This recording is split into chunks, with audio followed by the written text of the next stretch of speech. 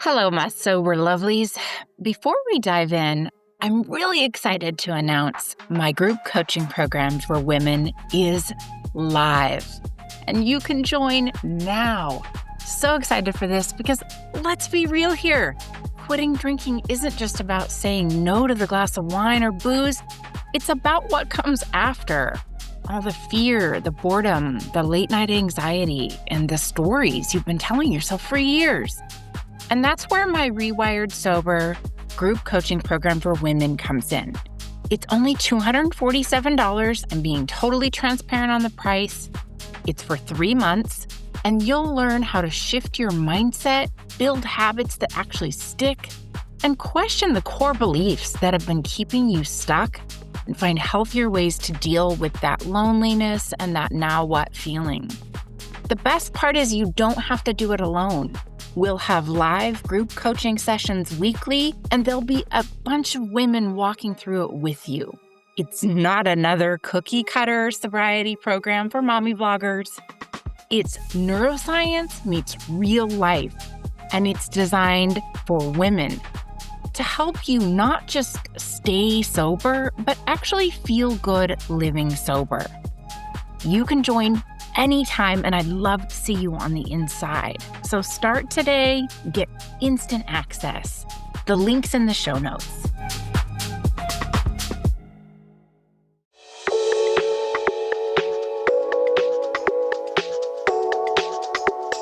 Welcome to Rewired Sober, the podcast where we unpack what it really takes to rewire your brain after alcohol.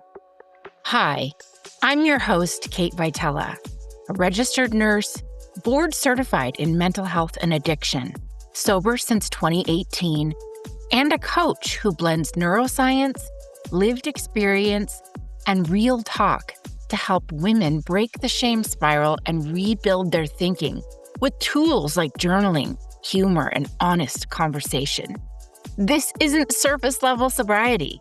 This is where the healing gets deep, grounded, and unapologetically honest. So let's get into it.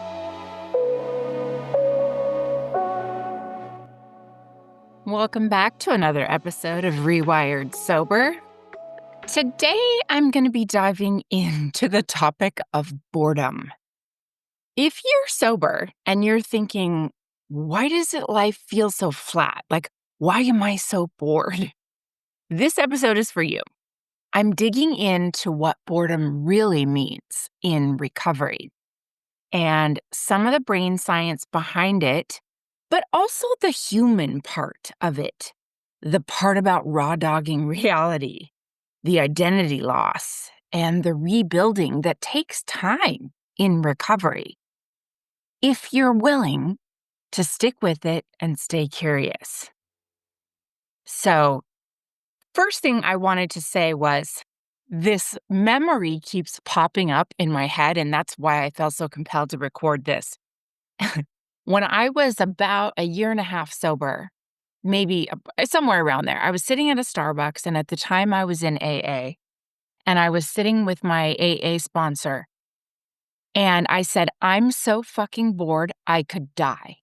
And I was dead serious, and I said it really loud and like sort of angry. And you know how Starbucks are kind of loud, the barista, the people talking, and it was like the whole place got quiet for a minute, long enough for me to say that. And she just stared at me. And then she kind of burst into a little bit of a smirk and a laugh. But I was dead serious. Like, I thought, what is wrong with me? Like, I was desperate to get sober. I'm proud of myself for staying sober. My life is coming back together. And yet, like, I felt like I could trust her enough to say, when no one's looking, yes, sobriety's great and cool and hashtag the best, but also I'm so fucking bored. Now, for me personally, part of that was that I was a little bored of the redundancy of the recovery program that I was in. At the time, I was going to AA, and as much as I love and appreciate the people in the rooms, the messaging is exactly the same almost every single time, right? It's very scripted. You say the same thing out of the book. You read the same stories. Oftentimes, people share somewhat of what feels like an echo chamber. And so I had just gotten to a place where I was really curious, and I was also in early sobriety. And now that I look back, I realize what I was going through was totally normal. Just no one pulled me aside to explain it to me. So that's what I kind of am coming in to do today. And also, I've had clients recently, it's like God kind of puts on my heart, like whatever is coming up for me over and over and over. And what's coming up for me lately is people telling me, like, okay, I'm fucking bored. And I get it. I get it. And this can be tricky because this drives people to go back to drinking because they think, well, it's not funner. It's not better. If this is the way my life is going to be, well, then shit. And I get it. And so I want to walk with you through this episode and just completely reiterating how much I understand here. So if we first start with like Nurse Kate, Science Kate, we put that hat on, there's a dopamine depletion that you're going through in sobriety, especially early sobriety. Because, when you're drinking, your brain gets used to easy dopamine, to floods of dopamine. It gets used to expecting that.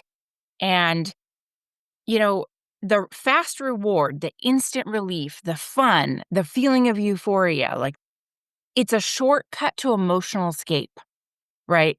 And stimulation.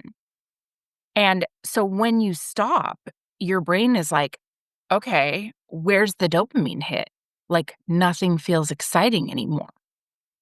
So it's not because you're doing anything wrong in sobriety.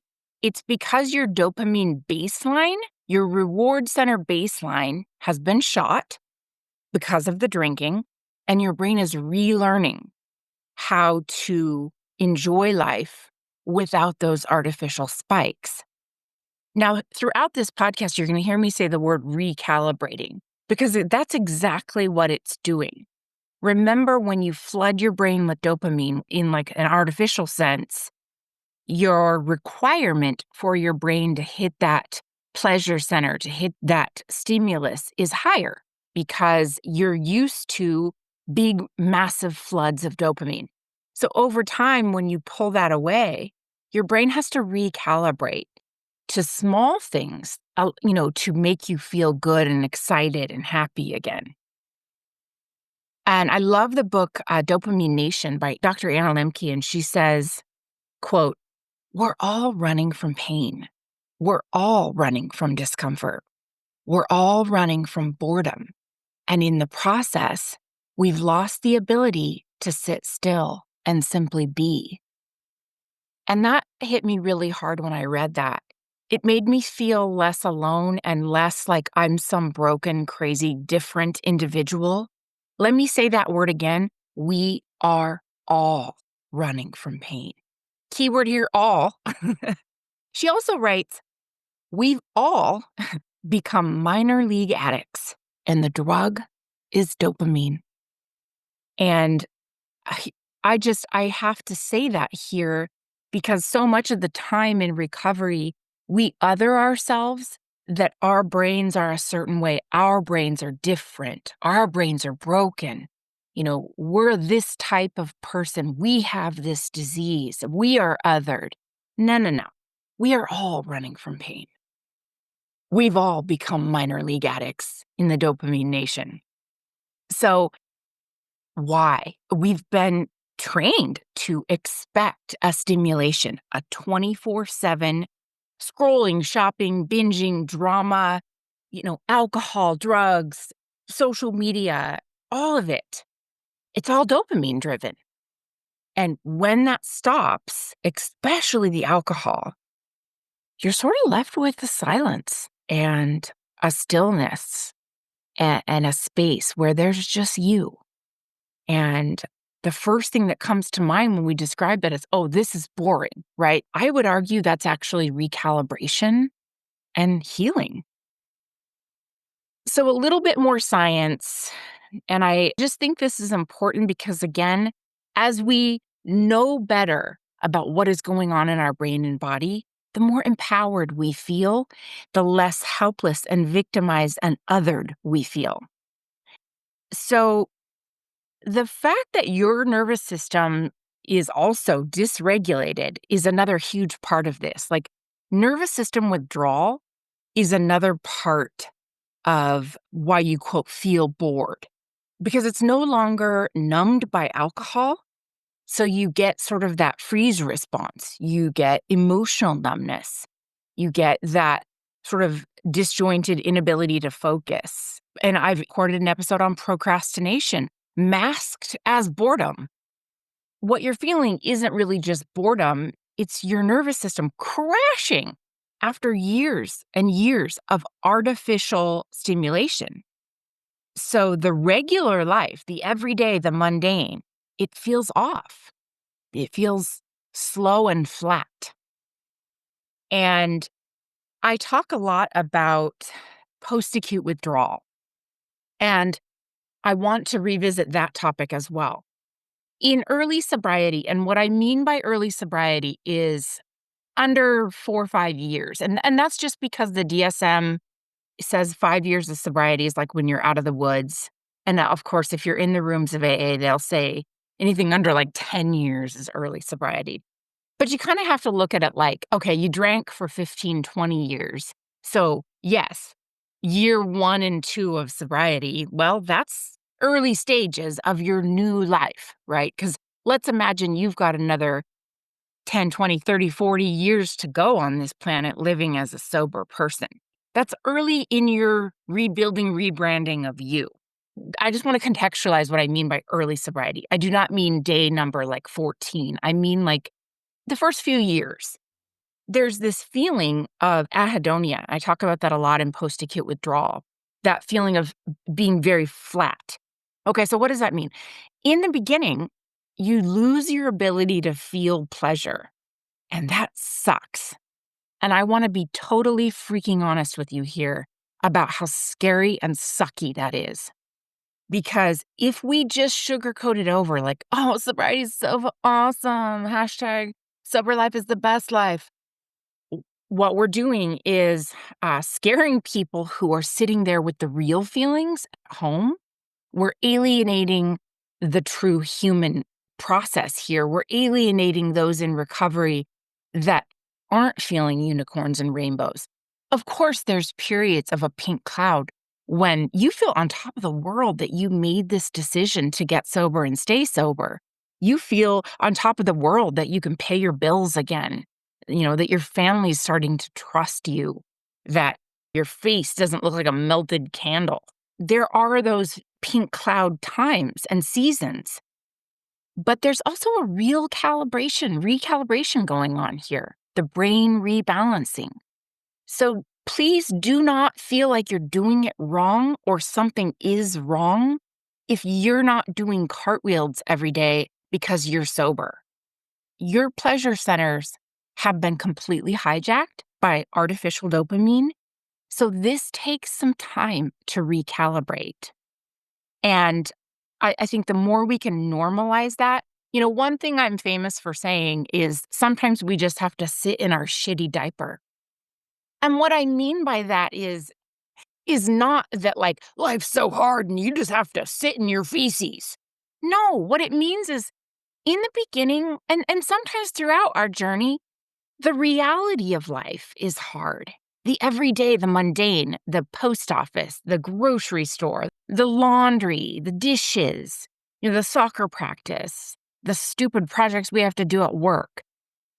Sometimes we have to sit in that shitty diaper and feel like, God, this sucks. This is boring.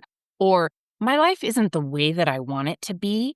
Or I'm sitting in the shitty diaper because I actually feel again and I feel pain. I feel frustrated. I feel bored. I feel alone. I feel left out, right? Sometimes we have to sit in that. And it's become a common joke, like in sobriety circles, when I say that. But really, what I'm trying to do is normalize the messy middle, that there are parts that sobriety is the best decision I've ever made. But God, if I haven't sat in the shit. I have sat in my shitty diaper. I have felt sorry for myself.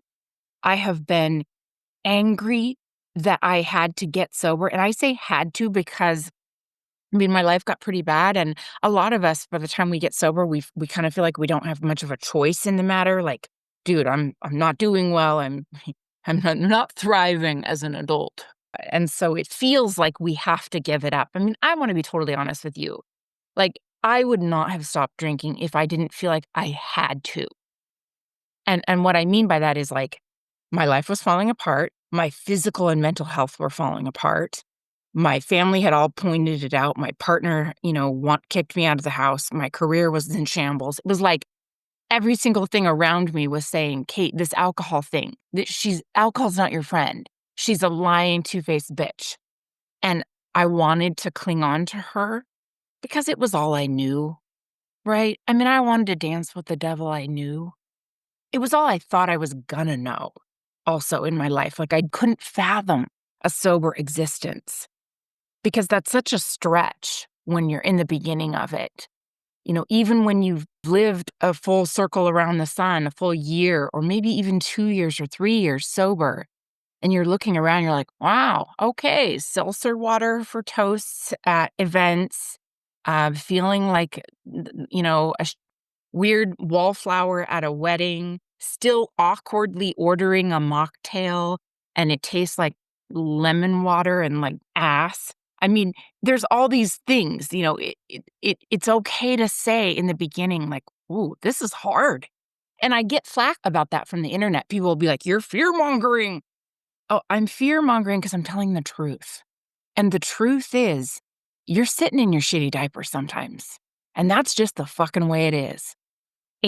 But 2 things can be true here. It's hard and painful and it stinks, but the only way out is through, and it will change. That is one thing that I wanna drive home in this entire episode is wherever you're at, whatever season you're at in your recovery, if it feels flat, blah, hopeless, boring, you know, shitty, poopy, it will change. There are seasons and layers and growing, and you can expect one thing, the unexpected. You can expect change. If we're not talking about like brain science and the rewiring part of it, I wanted to kind of pivot to something that we can all identify with here, and that is the identity gap that we feel when we get sober. Let's throw in a caveat here. I coach people in early sobriety.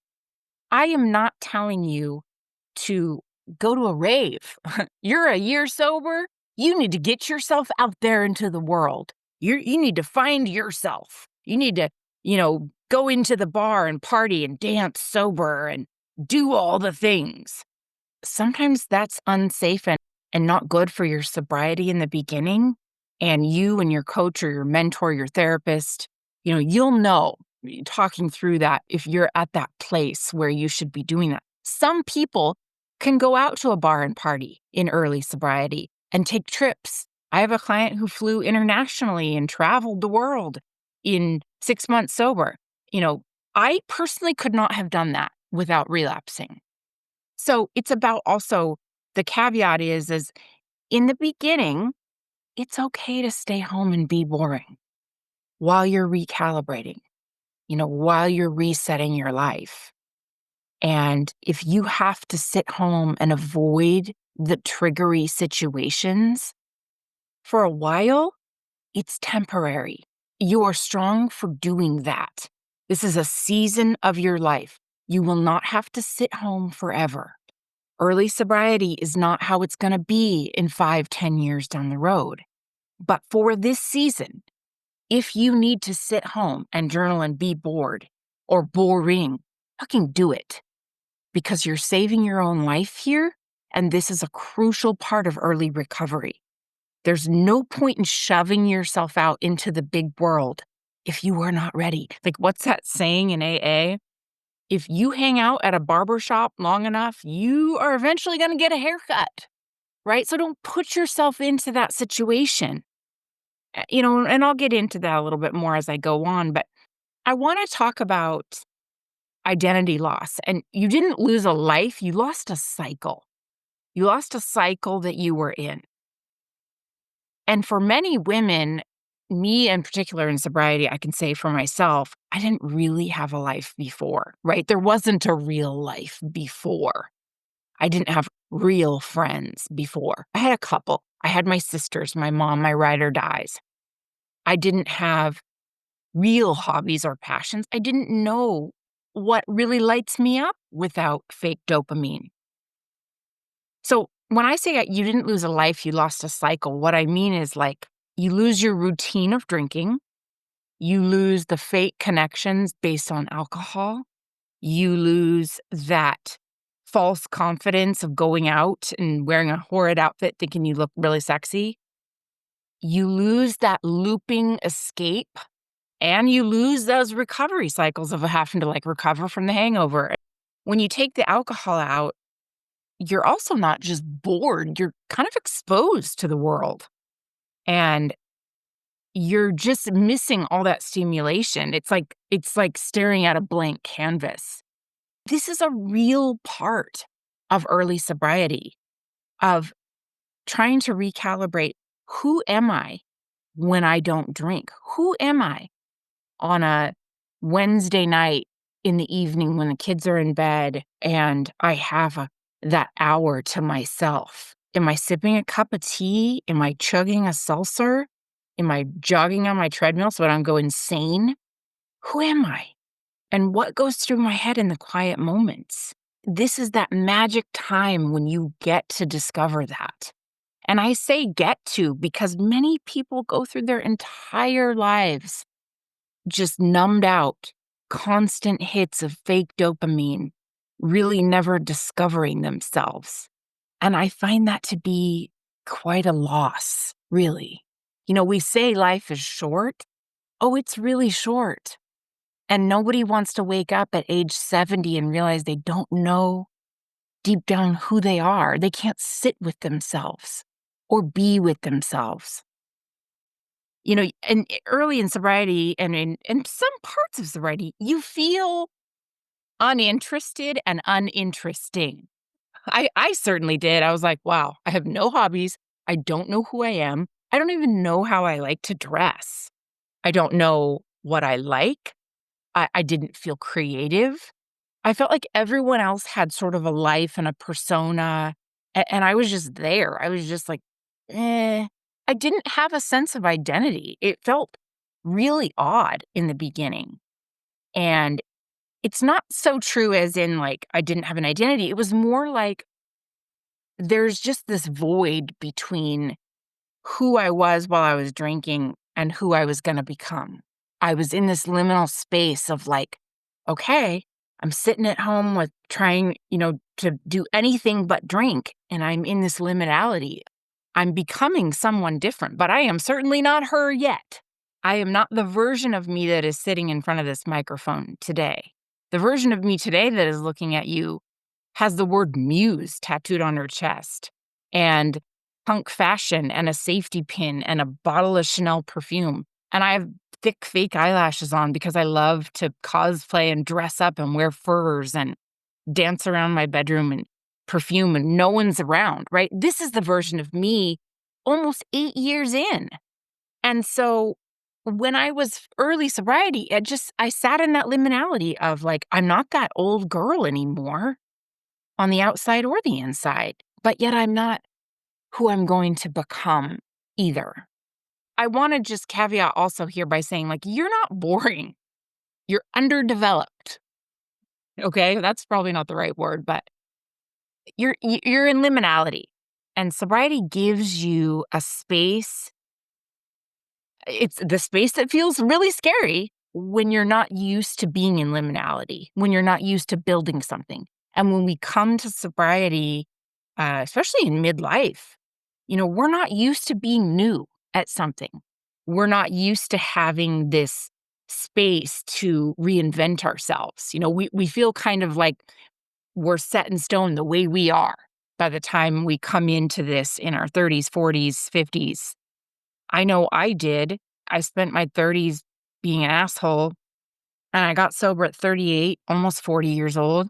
I spent my 40th birthday just sitting at home with like my husband in one little cupcake thinking, I don't know who I am. I'm too old to start over, or at least I thought. There was so many emotions. So I just want to normalize that. Rebuilding takes time, but you can start now. You can start right now. If you're in midlife or newly sober, you can absolutely start new hobbies, new interests. Dude, midlife women, we're writing books, we're starting businesses, we're planting gardens and roller skating, getting tattoos. We're saying yes to being curious. And we're saying fuck no to being in a cage, an alcohol soaked cage. We're saying fuck no to self abandonment. And that's incredibly powerful. Back to the feeling of boredom. And I said this to my husband the other day. I'm not exactly sure if this is going to land right, but this was my truth coming upon my own truth in early sobriety. About 2 years in, I came to realize I'm bored because I'm boring. Let me say that again. I'm bored because I'm a fucking boring person and I have a boring ass life. Because I did. Because all I did was drink. All I did was poison my brain and turn the TV on or shop online and try to escape my reality while sitting at home alone on the couch. How fucking boring, right? So when I took that away, hell yeah, I was boring. I had no sense of self, no hobbies, no interests, no way to entertain myself or to self-stimulate in any kind of way, to get excited about anything around me. And so when I say, well, first of all, you're bored because you're boring. And this is for me personally, my life was boring when I first got sober. I had no real friends. I had no hobbies to do without drinking. Except for the occasional, like, go kayaking with my husband and, like, big things. Like, yes, I like to travel, that was a hobby. Yes, I like to go okay, we go kayaking once a year. I get on an airplane, 3, 4 times a year.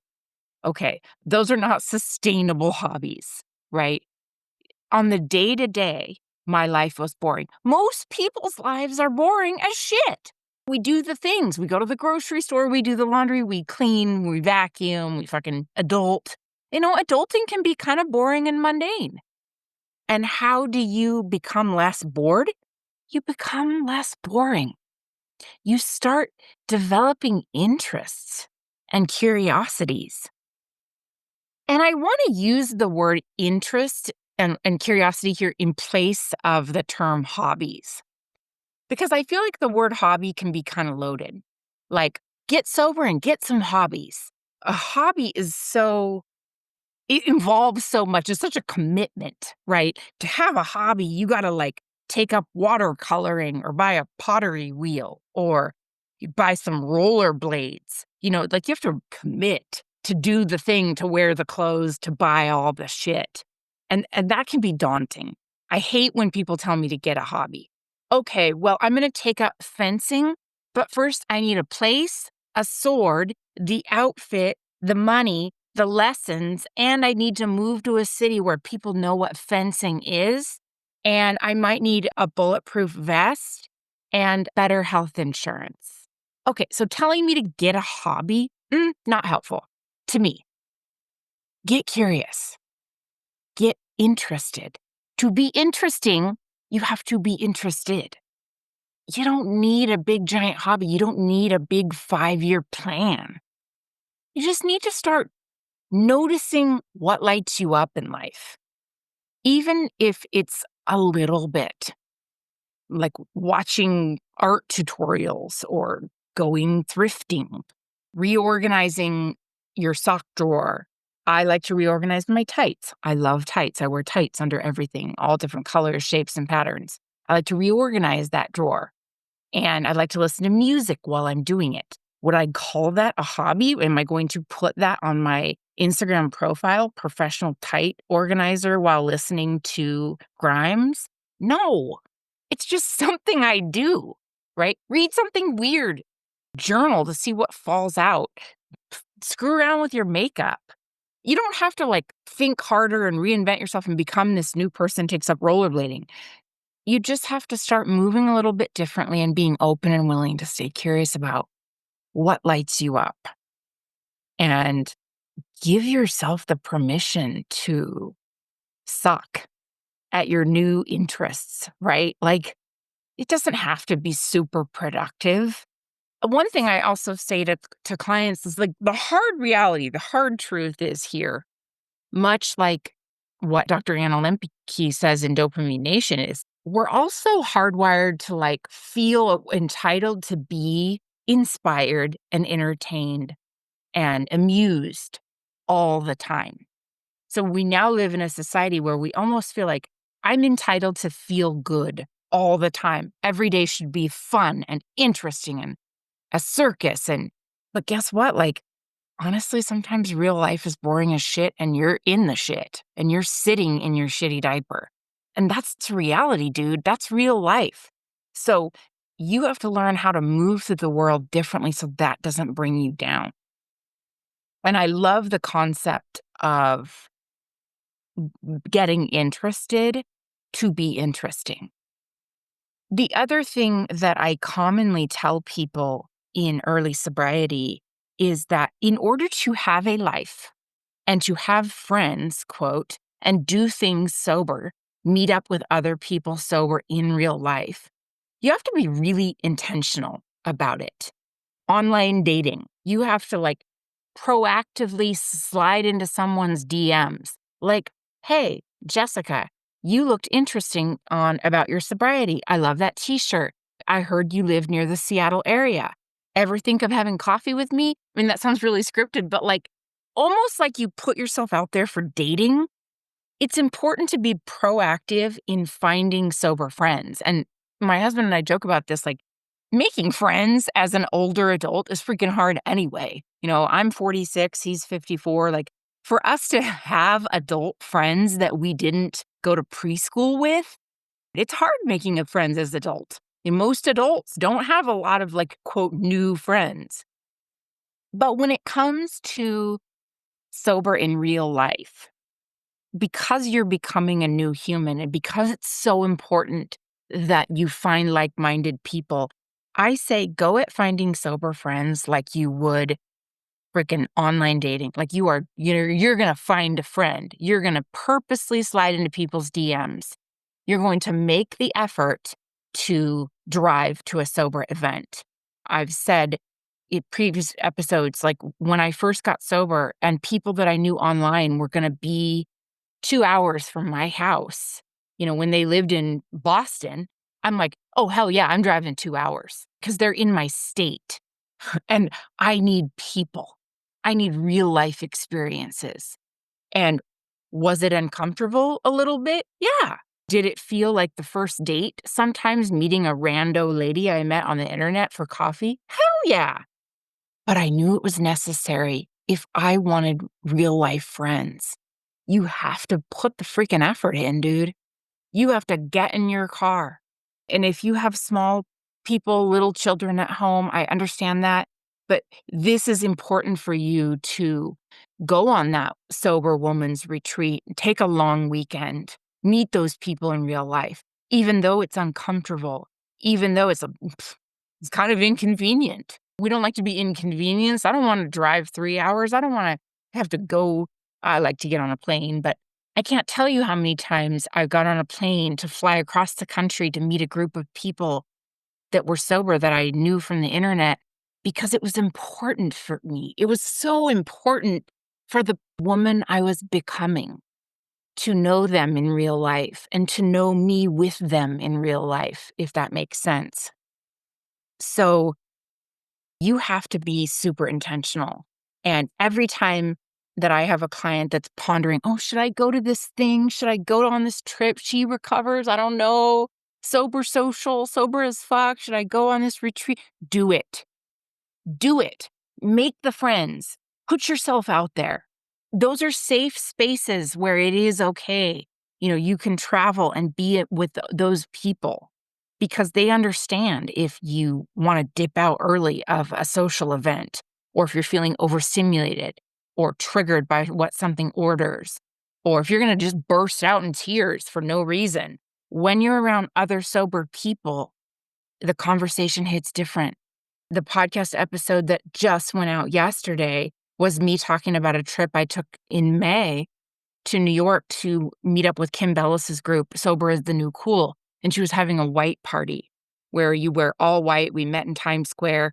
I knew it was going to be sober women, but I had no idea. Like, I think I knew in real life 2 out of maybe 25 women that were going to be there from all over the United States and Canada. Did I put myself on a plane, buy a white dress? Hell yes. Because I know that that's so important in my recovery. It's important to the woman I am and I'm becoming, and I owe it to her. And I can tell you, I sat down at this restaurant in Times Square, never laughed so damn hard in my life. Women I met 5 minutes ago, because it just hits different in sobriety. We cut through the shit. So it's always worth it to meet other people, other women in sobriety. I'm going to close this out because I can rant on forever. But if you say you're bored in sobriety, I think sometimes you're really just grieving the loss of the noise and the chaos and the quick hits, maybe the false friendships. Sobriety doesn't take all your joy away or all your fun. It just gives you access to the real kind. And that's an adjustment. That's a recalibration. The real kind of fun, you kind of have to build slowly, piece by piece. And sometimes it feels awkward. Sometimes you're sitting in your shitty diaper. You're meeting yourself without a filter for many of us for the first time in our lives. And I just highly encourage you to stick with it. Try something new. Try something bad, stupid. Don't take yourself so seriously. Try something that's just for you. When I got sober and I took up fashion modeling, blogging, it felt so out of bounds for me as a career nurse and a career science geek and intellectual. It felt like, oh, that's for other people. But I secretly wanted to be that girl. I secretly wanted to have my biggest decision in life be heels versus flats, and what shade of lipstick should I wear, and am I going to be punk or Western or boho or romantic today? And so it felt like trying fashion on, in a proverbial sense, was just for me. And I often talk about fashion as in my going from boredom to the woman I'm becoming stage, because it was both an exterior and an interior shift for me to change my clothes on the outside, because, God, they didn't make any sense to the woman I was becoming on the inside. And that is a forever journey that I will embrace and love. So, yeah, now I look forward to boredom because I know what that means. It means liminality. It means I'm getting ready to make a leap, possibly into another version, another interest, hobby, passion, life event. And stillness is okay. And calmness is okay. Saying nothing on long car rides, sitting in quiet is absolutely okay. You are not behind in any way. You're just becoming. So I hope this was helpful. And thanks for hanging out with me for today. Go do something interesting. Be interesting. I love you all.